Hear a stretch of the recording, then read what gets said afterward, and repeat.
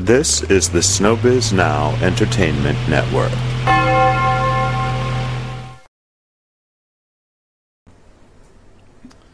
My name is Nicholas Snow, and I'm HIV positive. And I'd like to ask by a show of hands, how many of you have ever heard anyone say that in Thailand in a public forum? No one in this room, one person, well, because she heard me speak yesterday. One person in this room heard me say that in a public forum yesterday, which in and of itself is support and justification for the action that I am taking. Today, I, Nicholas Snow, declare myself a global ambassador for HIV/AIDS awareness, an ambassador for gay, bisexual, transgender, lesbian, civil rights, and human rights in general. I feel passionately about all these issues, and I think they're fundamentally related. And since I'm stepping onto a global platform with my own life's work, I want to include those issues that not only are what I feel passionate about, but are also inclusive of human rights in general, because I think that if there are any humans without rights, none of us truly have them. I have some specific goals in mind today. I want to identify the importance of HIV testing and early intervention for people who are HIV positive. I would like to call attention to the need for increased vigilance to safer sex practices for anyone, negative or positive.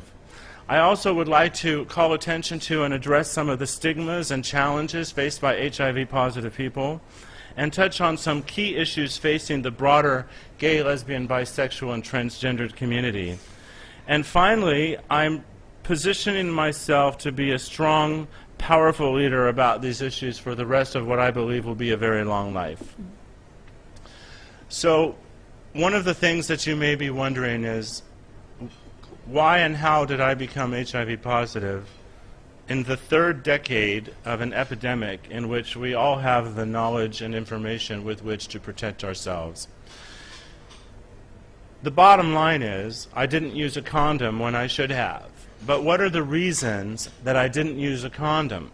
What are the reasons that any of us may make the decision not to use the condom? Well, in the best of circumstances, just a moment of passion could lead to varying from what you know is right. But in my particular situation, I was depressed, I was looking for comfort in sex. I was with someone who said and believed he was HIV negative.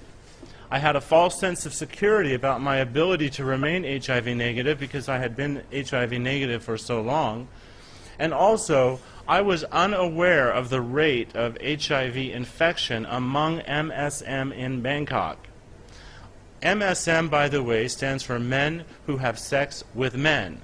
The reason that that term is used rather than simply gay or bisexual is because throughout the world in many cultures there are many men who will engage in sexual activity with other men who do not consider themselves to be gay or bisexual.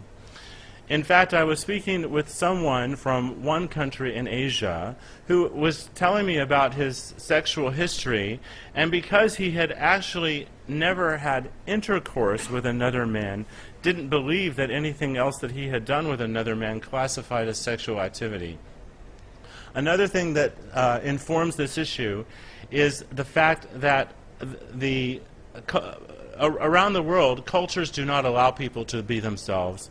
So someone that might, a man who may naturally be inclined to want to be with other men, has chosen for cultural or societal reasons to be married, to have a wife, to have children, to even have grandchildren, but still maintain a sex life with other men. A key point is that HIV and AIDS, HIV, the cause of AIDS, is transmitted in environments of love and trust. You might be more inclined to protect yourself if you're with a complete stranger or in an activity where sex is taking place, but you may not think that you need to protect yourself if you're with your boyfriend or your wife or your husband. But the reality is, because people are in denial about their own sexuality and they're participating in these activities, they're not going to want to go home and say, oh, I have to practice safe sex with my wife because of what I did last night at a sauna. So there are people out there listening to these messages that may be at risk for HIV that have no idea. So one of the things I'm passionate about is not only reaching people who already know they may be at risk, but reaching people who do not know. The way I learned I was positive is that I most likely became positive in early August of 2007. Within 2 weeks, I developed a severe flu-like illness, and I decided that I should go to the doctor because I was not getting better. Through 2 or 3 conversations, I learned that what I was experiencing could be the result of recent acute HIV infection.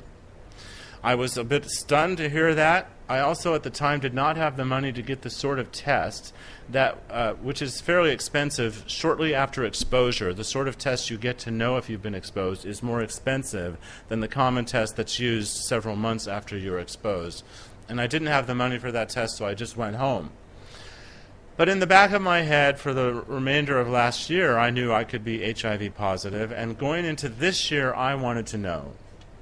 So I went to an anonymous HIV testing place in Bangkok with friends by myself between Christmas and New Year's, but it was closed. So then I went on January 3rd, and that's when I learned that I was HIV positive. I've talked about the need for testing and early intervention. I know 2 pieces of important information, actually 3, as the result of knowing I'm HIV positive and getting tested. One of them is referred to as a CD4 or T-cell count.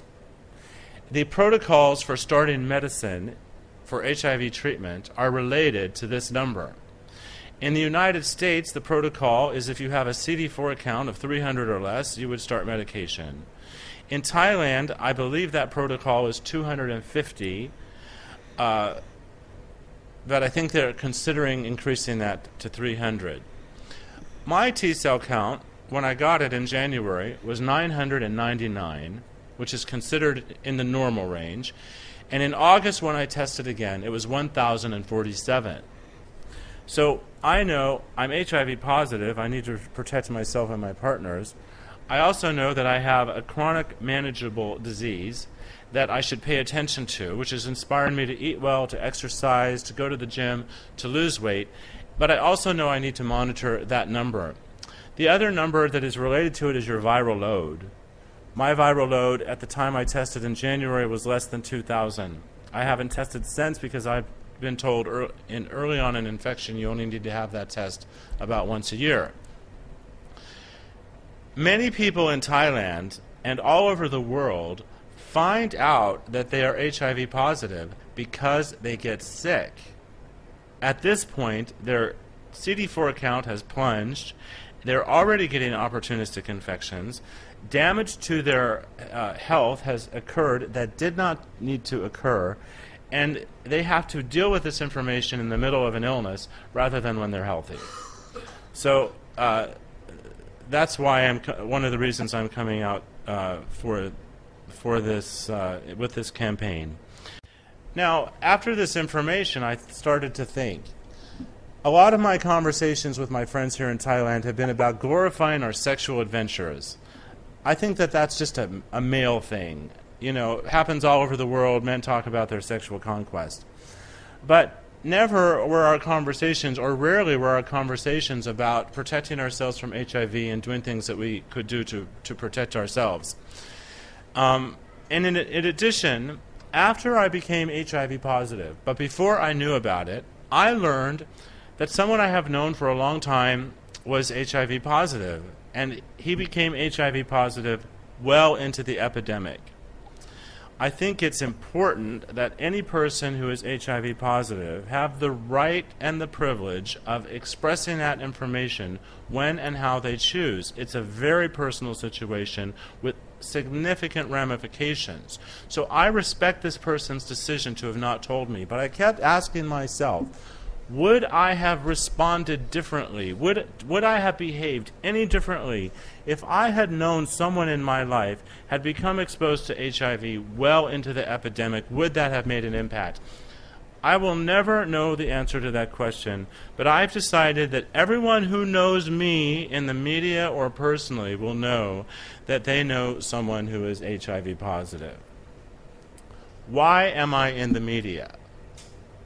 In the early to mid 80s, I came out of the closet as a gay man, and we began to hear about HIV. I felt this desperate need to make a contribution with my life, but I also had this dramatic lack of self-esteem. I didn't believe in myself, and I had this desperate need for attention. So the last 20 years of my life have been a balance of expressing the truth of my life to make a difference for other people, but also just learn to accept myself and live within my own skin. I'm happy to say that I believe I have a sustainable, authentic, healthy self-esteem, which allows me to sit before you today and be an effective communicator about some very important issues. And it also allows me to sit here today when, after months and months of effort and hours of outreach, I could only find 2 people willing to sit with me on this panel today, which is something I'll get to in just a moment. Just to briefly talk about my media presence, because this isn't about getting new attention. This isn't about becoming famous. This is about me taking responsibility to reach the people I already reach in the media. And if I can reach more people, great. But in Los Angeles, I had a TV show for 7 years. In the 1990s, I started writing a column called Notes from Hollywood, which was looking at the relationship between the entertainment industry and the gay and lesbian civil rights movement. Had the opportunity to serve on staff of the first ever National Coming Out Day, October 11th, 1988. And ultimately, all this brought me to Thailand, where I came for the first time in 2004 for the Bangkok International Film Festival. The day I arrived in Thailand, I stepped onto a red carpet, and I haven't stepped off them since. It's the nature of my job, it's the nature of my work, and it's, frankly, a lot of fun. I publish several commercial websites. My average monthly page views are 150,000 page views. So people know me because of the combination of my media activism, my early lack of self-esteem, and my over 2 decades of work in the media. In LA, I was described as LA's primo promo homo on the go-go, but I actually planted that phrase with publicists so I could quote it. At that point, I thought about the concept of entrepreneurial activism, assuming the risk of a business venture for the purpose of creating social, economic, and political force in service to a cause, which has always been a premise of what I do. Yes, I have been at the forefront of any story I write, but I have worked to be a cause celeb, not a celeb. Well, yes, I've worked to be a celebrity too, let's be real, but I've always made paramount being an openly gay person and speaking openly and honestly about a variety of issues. So, I mentioned I've reached out to lots of people within the HIV/AIDS community, the NGO community, the gay community. I've used internet user groups that reach over 1,000 people. I've asked for questions, comments, criticism, participation. I've overtly said, if you want to say something to me about this, tell me. If you have an objection, tell me. And ultimately, they're not sitting with me here today, but I want to praise all of them. Because anybody who's working in their life around this issue is a passionate, dedicated, spectacular human being. Also, one of the things I've learned is that a lot of the NGO people who are present in Thailand have mandates, they have funders, they have protocols. It's very sensitive for them to do the jobs that they do. And primarily, their job is to empower people in the local country, in the local countries that they're working in. So they did a wonderful job of introducing me to people in Thailand who are passionately involved with this, some of them living with HIV. There are huge forces facing anyone who wants to come out as an HIV-positive person in this society. It's easy for me to sit here and tell my story because I have an American passport, which allows me to go to America. Incidentally, if I didn't have an American passport as an HIV-positive person, I would not be allowed into the United States. So it takes a lot of courage and strength and just amazing fortitude to even actually go to a place where you can get help for HIV in Thailand. So I don't judge or condemn or have problems with anyone who did not want to sit with me here today. But I was convinced that I wasn't going to stop that from putting myself in a position to be part of the solution and to earn their trust and earn their respect over the months and over the years. So my goals today are to inspire ongoing involvement and calls to action.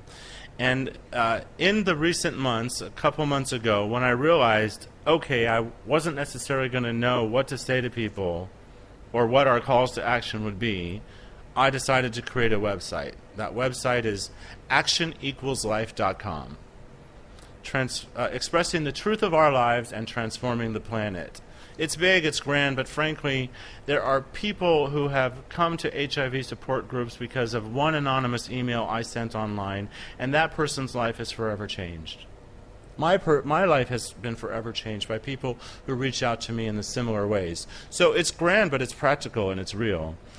And I have now worked to channel traffic from all my commercial websites to this website.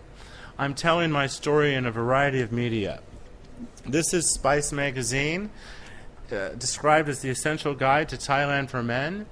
I've been appearing in this magazine for a year and a half, and I intentionally, knowing I was going to make this announcement, I made sure that in the current issue there's a center spread of photos of me with people like Michael Douglas, Jeremy Irons, Oliver Stone, Gerard Butler, Joel Schumacher, because I wanted the same people who are seeing me with the movie stars in this issue to pay a little bit more attention in the next issue that comes out later this week that says, I am HIV positive, reveals Nicholas Snow. And I made the same points in that article coming out later this week that I'm making here today.